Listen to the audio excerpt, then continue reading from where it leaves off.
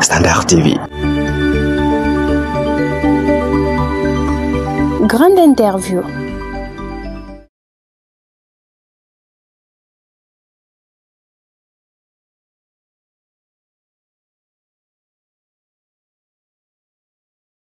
Dans le cadre d'Octobre Rose, nous recevons Dr Jacqueline Kalanga et les médecins traitants à l'hôpital Saint-Georges. C'est bien elle, notre invitée spéciale.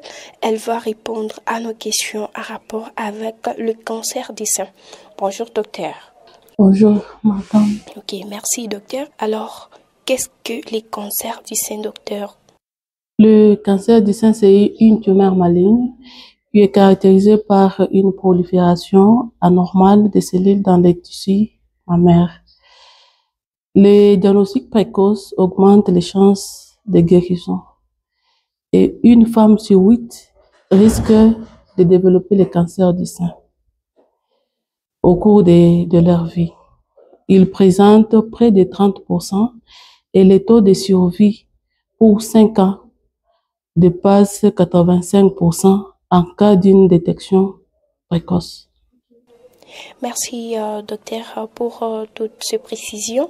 Alors, la deuxième question est celle de savoir quels sont les premiers signes à ne pas négliger qui sont liés au cancer du sein.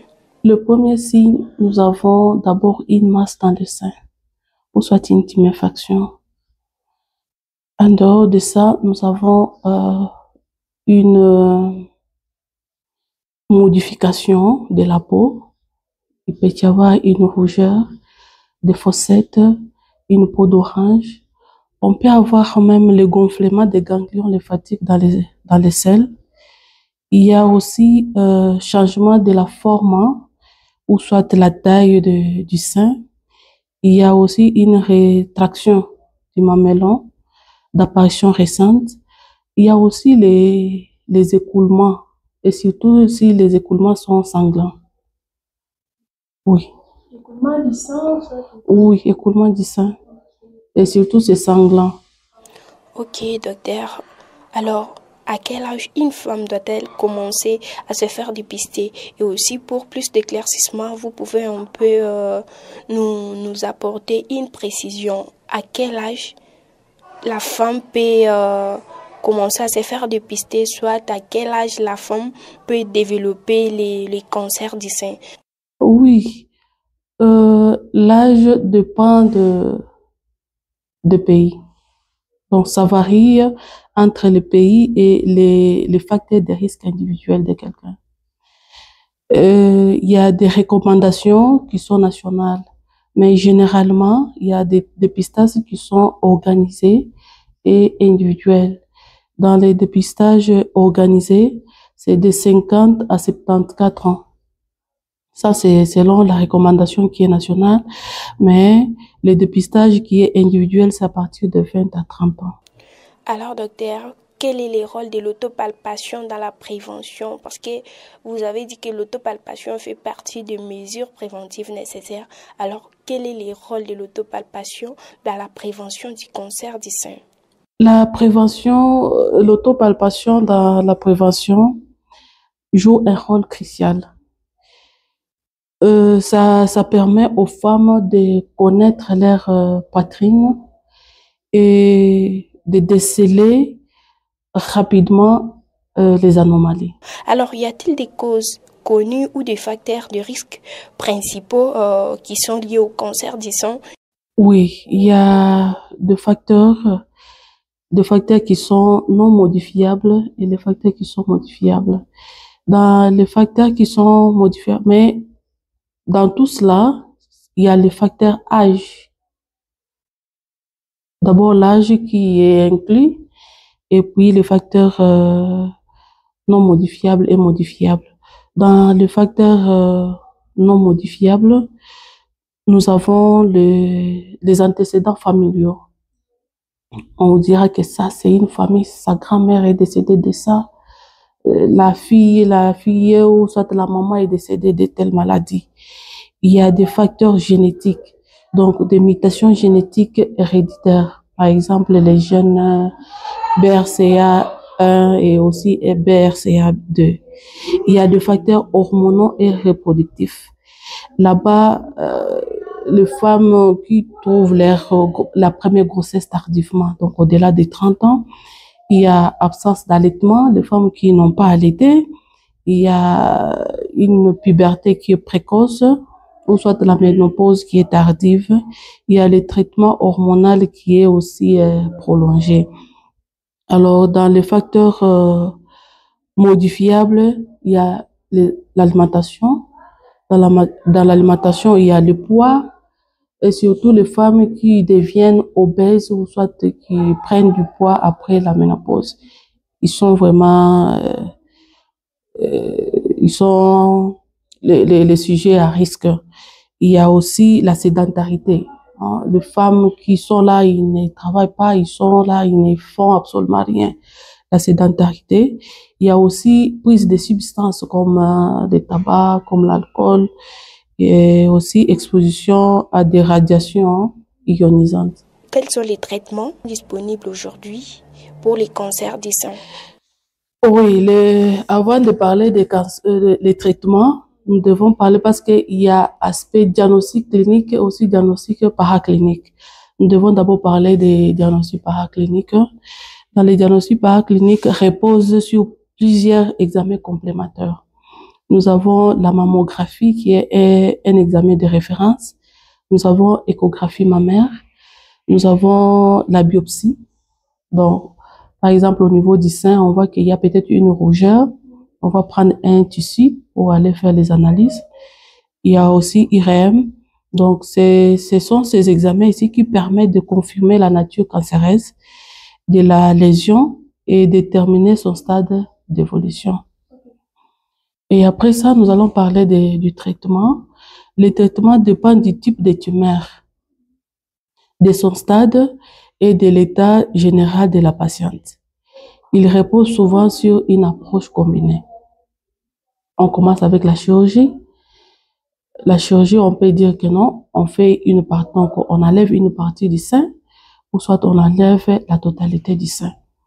Là, en médecine, on appelle, si c'est une chirurgie partielle, on appelle tumorectomie. Alors, si c'est la totalité, là, on appelle mastectomie. Il y a, à part la chirurgie, on peut faire une radiothérapie pour détruire les tissus cancéreuses, donc les cellules cancéreuses qui étaient restées. On peut faire aussi la chimiothérapie, l'hormonothérapie, la thérapie ciblée et aussi une immunothérapie. Par rapport au cas que vous enregistrez ici à Kananga, pouvez-vous nous donner quelques réalités des femmes face à cette maladie? Bien sûr, c'est une maladie qui est fréquente chez les femmes. Alors, ici à Kananga, il y a de ces femmes-là qui en souffrent. Quelle est la réalité face à cette maladie? Les femmes ici à Kananga arrivent à l'hôpital tardivement.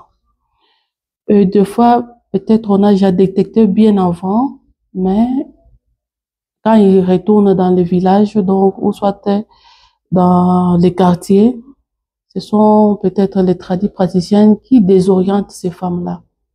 Non, nous avons les produits, quand on applique, donc ils vont appliquer les produits sur les seins. Et puis, plus tard, ce sont des plaies qui commencent et puis ils arrivent à l'hôpital tardivement. Et je crois que ça tombe dans les oreilles de toutes les femmes de la ville de Kananga et de la province du Kasaï central. Alors, un mot, peut-être pour finir, un mot pour les femmes qui ont peur du dépistage ou du diagnostic. Oui, ça fait toujours mal, mais l'aspect, nous avons l'impact psychologique, familial aussi social. Ce sont des femmes que nous devons soutenir moralement, même matériellement aussi, parce que c'est quelque chose qui affecte la psychologie. Ça affecte la psychologie. Alors, là, on peut demander aux membres de famille d'apporter leur soutien à ces malades-là. Ok, oui, merci docteur. Alors, un message d'espoir peut-être pour clôturer cette émission. Oui, le cancer du sein, c'est une maladie grave, mais potentiellement curable lorsqu'elle est dépistée à temps. La sensibilisation et le dépistage précoce et l'accès aux soins de qualité demeurent les armes les plus efficaces pour réduire la mortalité liée à cette maladie. Chaque femme doit être informée, vigilante et actrice de sa propre santé. Ok, merci docteur. Nous vous disons merci. Merci, Yaya. Nous sommes Standard TV. Publicitaire.